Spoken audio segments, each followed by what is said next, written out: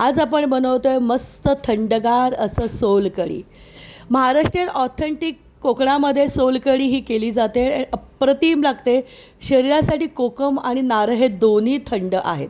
तर चला आज आपण बनवूया कोकमापासून आणि नारळापासून अशी सोलकढी.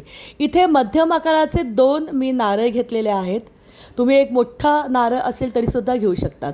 2 हिरव्या मिरच्या फक्त मोजून इथे 4 मी घेतलेत. लसूण आणि 20 ते 25 इथे तुम्हाला कोकम किंवा आमसूल ज्याला म्हणतात ते इथे यूज करायचं आहे. हे सुकलेले कोकम आहेत. पाण्यातून याचा आपण आगळ काढून घेणार आहोत. लक्षात ठेवा, जर नारळ मोठा असेल तरीसुद्धा हेच प्रमाण यूज करा. माझा नारळ हा मीडियम होता म्हणून मी 2 नारळ घेतले होते. इथे साधारणपणे एक मोठा ग्लास पाणी घेतलेला आहे. 250 ml चा माझा मोठा ग्लास होता. त्याच्यामध्ये हे कोकम आपल्याला कमीत कमी 15 ते 20 मिनटं भिजत टाकायचे आहेत. हाताने आधी आपण असं चोळून घेणार आहोत जेणेकरून त्याच्यातला आगळ जो आहे हा व्यवस्थित निघेल. हल्ली मार्केटमध्ये कोकम आगळसुद्धा मिळतो. तुम्ही कोकम आगळ असेल तर 6 ते 7 टेबलस्पून यूज करू शकतात. इथे नारळ आपल्याला खवळून घ्यायचा आहे. ऑथेंटिक महाराष्ट्रीयन लोकांना वेळीवरती नारळ खवळता येतो, पण जे नॉन महाराष्ट्रीयन असेल त्यांना कदाचित हे कठीण होऊ शकतं. म्हणून इथे तुम्हाला नारळाचे काप करून मी दाखवत आहे. नारळ सुरुवातीला आपल्याला एकदम बारीक करून घ्यायचा आहे जेणेकरून तो मिक्सरमध्ये व्यवस्थित वाटून निघेल. जेव्हा नारळ आपण मिक्सरमध्ये वाटणार आहोत त्याच्यामध्ये सुरुवातीला पाणी आपल्याला अजिबात घालायचं नाही आहे. जसं आपण चटणी करतो त्याच पद्धतीने इथे नारळ सुरुवातीला नुसतं आपल्याला वाटून घ्यायचं आहे. थोडंसं नारळ वाटून झालं की त्याच्यामध्ये परत मोठा 1 कप, माझा जो ग्लास आहे 250 ml चा आहे, तेवढं भरून मी त्याच्यामध्ये पाणी घेतले आणि परत एकदा मिक्सरला व्यवस्थित आपल्याला चर्न करून घ्यायचं आहे. इथे तयार झालेलं आहे नारळाचं दूध. ही जी प्रोसेस आहे त्याला नारळाचं दूध काढणं असं म्हणतात. आपण एक सुती नॅपकिन घेतला आहे, त्याच्यावरती हे नारळाचं जे अर्क आलं होतं ते टाकलेलं आहे आणि यातलं जे दूध आहे हे आपल्याला काढून घ्यायचं आहे. तुमच्याकडे जर मोठी चाळणी असेल तर तुम्ही त्याच्यावरती सुद्धा हे टाकून गाळून घेऊ शकतात. पण नॅपकिननी जर गाळलंत ना तर त्यातला चोथा अजिबात मिक्स होत नाही. नारळाचं ही जी प्रोसेस आहे त्याला नारळाचं दूध काढणं असं म्हणतात. जेव्हा पहिल्यांदा आपण हे दूध काढतो तेव्हा ते घट्ट असतं. आपण 2 वेळा याच पद्धतीने नारळाचं दूध काढणार आहोत.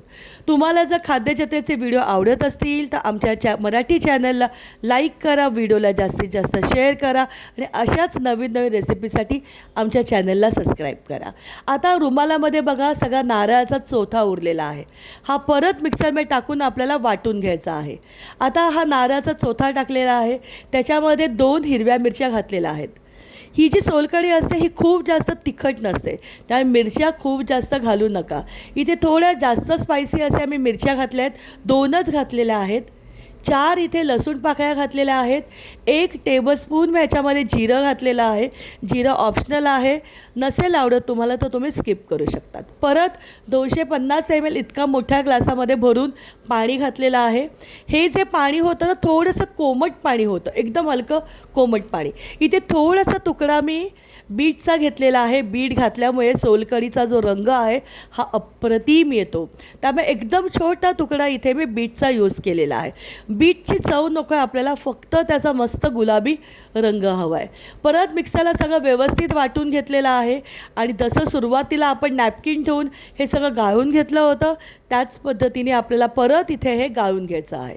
तुम्ही जसं व्हिडिओमध्ये बघतात अप्रतिम रंग आलेला आहे आपल्या सोलकढीला बीटामुळे.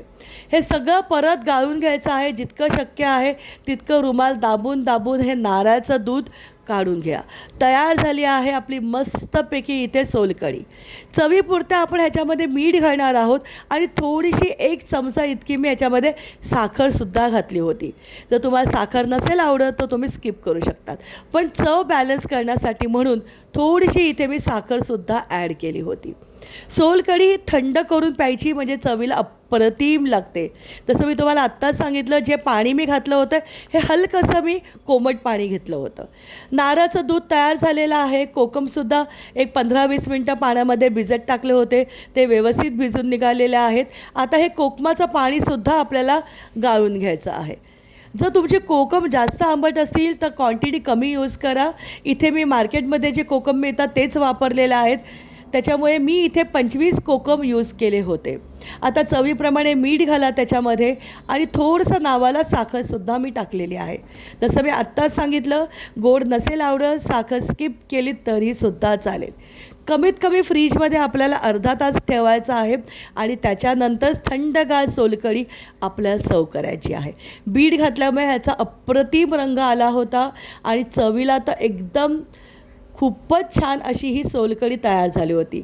तर उन्हाळ्यामध्ये थंड म्हणून नक्की सोलकढी करून बघा. कोकम हे अतिशय थंड असतात, त्याच्यामुळे नक्की ही रेसिपी करून बघा, तुम्हाला आवडेल. आणि आजचा जर व्हिडिओ आवडला असेल तर कमेंट बॉक्समध्ये कमेंट करून नक्की सांगा की सोलकढीचा व्हिडिओ तुम्हाला आजचा कसा वाटला आहे.